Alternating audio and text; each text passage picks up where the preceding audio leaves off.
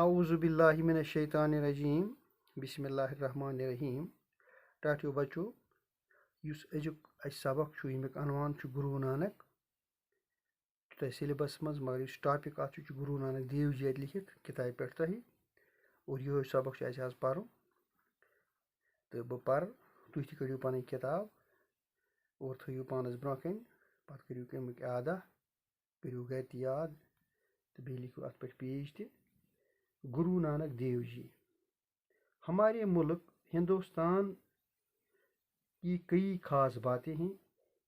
ایک خاص بات یہ بھی ہے کہ یہاں بہت سے مذہبوں کے ماننے والے آباد ہیں.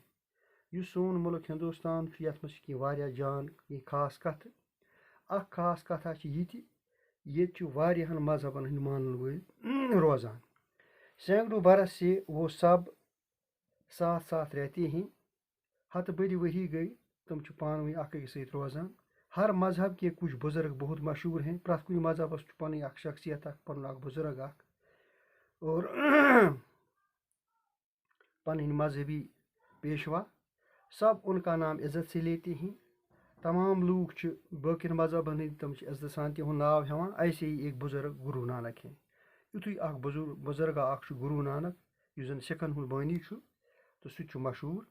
گرو نانک کی پیدائش آج سے 500 سال پہلے تلونڈی گاؤں میں ہوئی تھی. گرو نانک سن زاو تو تر جائے اس ناو تلونڈی. آج برہ 500 ؤری زاو سہ ات گامس مز.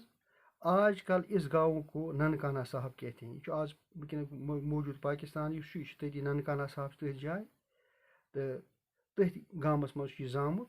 یہ گاؤں اب پاکستان میں یہ تہ برونٹھے ون چونکہ یہ گام آج پاکستان مز اور لاہور سے کوئی 15 کلومیٹر کی دوری پر جنوب میں واقع ہے.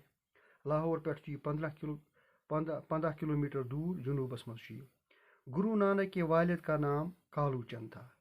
اس گرو نانک تمس مالس ناو کالو چند اور وہ سرکار میں گاؤں کا حساب کتاب لکھنے پر ملازم تھے. سو سرکاری ملازم تر مز گامک حساب کتاب لکھان. گرو نانک کی بڑی بہن کی پیدائش اپنے نانا کے گھر میں ہوئی تھی.